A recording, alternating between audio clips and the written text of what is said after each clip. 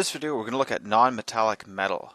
I've tried this out a little bit with a couple different options. I'm going to show you what kind of success I've had, and you see what you think about it and give it a shot yourself. I'm not an expert in this area, but maybe you can learn something.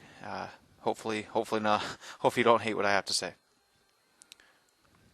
Okay, so for non-metallic grays, we're basically looking at this spectrum if you're using GW paints, and this is the equivalence if you're using Reaper paints. I actually prefer to use a combination of the two, but depending on what you have around, basically I like to start with an Adaptus Battle Gray and then give it a wash. Alternatively, you could sort of paint in a thinned down Chaos Black. And then working on the highlights with Codex Gray, Fortress Gray, and a little bit of Skull White. The opposite here, you have this triad, which is just a bunch of medium grays, and Rainy Gray, which is a lot like Codex Gray or Adaptus Battle Gray. And so for our non-metallics, we're going to try to be painting on the gradient that would normally be there if you had shiny paints. Here's actually what I use. So I use a foundation to start out, and then I give it a black wash, and then I work up with a pre-mixed grays. Obviously you can mix gray very easily with just black and white, but I find having pre-mixed ones helps keep things consistent. For non-metallic gold, I actually find this a lot easier. Non-metallic gold, for whatever reason, comes out more realistic looking, if that's really what we're looking for, I don't know. But if I was using GW, I'd start with Caltham Brown, give it a Devlin Mud or Dark Flesh for the shading, and then Snakebite Leather, Bubonic Brown, Bleached Bone, and then Skull White. Obviously you can mix the two of these and kind of skip Bleached Bone. If I'm using Reapers, this would be the full range I would use here, starting with Oiled Leather, doing shades with Mahogany Brown and Russet Brown, and then this triad here, the Chestnut, Palomino, and Buckskin. Those all three go together and make a nice non-metallic gold sort of look. And then just do a little bit of edge highlights with pure white. In reality, this is what I use, starting with Caltham Brown as my base. Give it a nice thick Devlin Mud wash. Do a bit of Chestnut Gold, Palomino, Buckskin Pale, and then just the top edge, a touch of pure white. So we're going to look through a couple different examples here of paint jobs I've done. I've done some high elves, mostly with my non-metallic gold. The silver there is just your regular metallic silver, and that layer there is probably chainmail. But what I've done here is started with Caltham Brown and given a Devlin Mud wash. So you see nice dark areas there formed by the natural pools in it. Then what I'm doing here is working my way up with the different Palomino gold sort of triads and painting on the layers, kind of try to give myself a gradient from dark to light depending on which way the thing is facing. And then I'll get the Buckskin Pale. Sorry, this is Palomino Gold. That's what that color is there. And just working out really stark contrast. So you have dark areas, and almost immediately beside it are really light areas. And you can see I've done the same thing here with the chainmail. And any horizontal edges, any sharp edges are going to get nice bright highlights.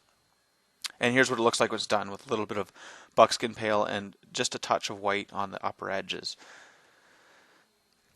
Here's an example of a Gray Knight that I did a while back, trying out a couple different techniques for non-metallic metals, and used actually the Reaper Learn to Paint non-metallic metal set, and that's where I got the ideas for how to do some of this. I also suggest using lots of reference material, so Googling various images of knights in shining armor. So here I've got a black wash on everything, because most of this is going to be non-metallic gray. And so here's the areas that are going to be my golds. So that's Palomino Gold there, and that's Rainy Gray. Just touching things up. Okay, so now I'm starting to paint on some of the edge highlights. So that's a bit of the lighter grays along the top edge, and I'm trying to work my way down here. Same with the gold.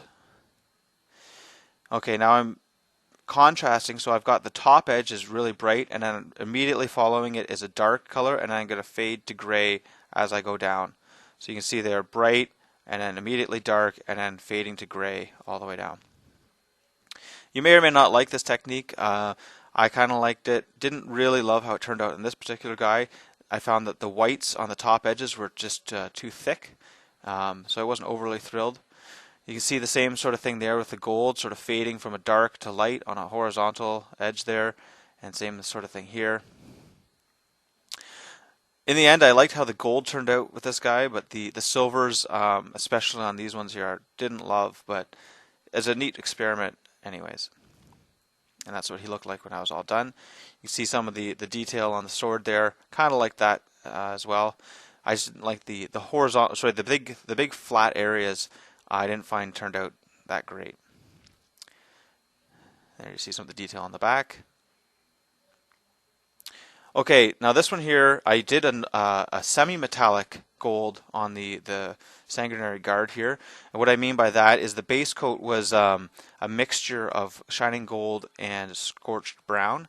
So it was just a dark, not quite as metallic as like tin bits. And then I used metallics to highlight up.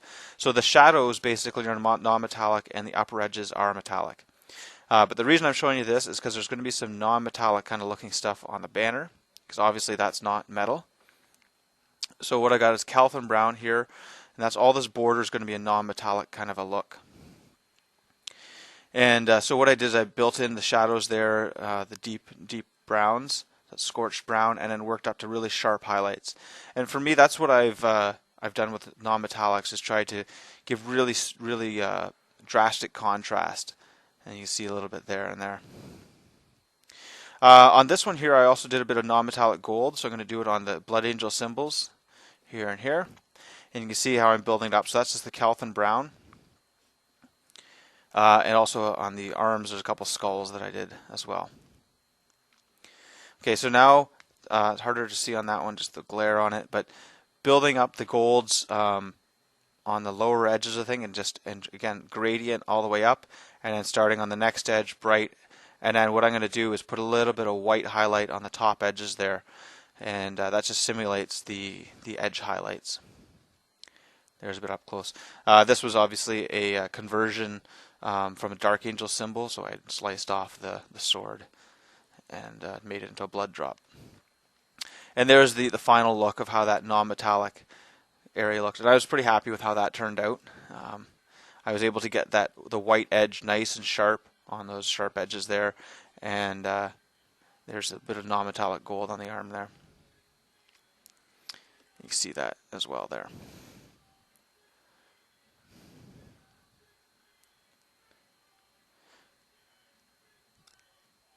So yeah, that's the non-metallic gold, and then you use just regular metallic silvers on this guy. Here's another non-metallic gold example on larger areas. The High Elves I found had a lot of gold bits on them. When I did the Island of Blood stuff, you can check out those videos. But here's just an example. So that's showing the Devil in Mud, how that pools really nicely there. And then what I'm doing is just complementing that with building it up along the edges and trying to bring out how I would think that the highlights would be. So you got some brighter areas there, and it actually, once you get the hang of it, this style of non-metallics goes very fast. When I painted up the Island of Blood guys, the non-metallics didn't hold me up at all. I found that it went on pretty quick, and especially with the High Elf models, it was pretty intuitive how I wanted to do it. So you can see the buckskin pale kind of bringing it in the edges there, and getting as sharp contrast as I can get.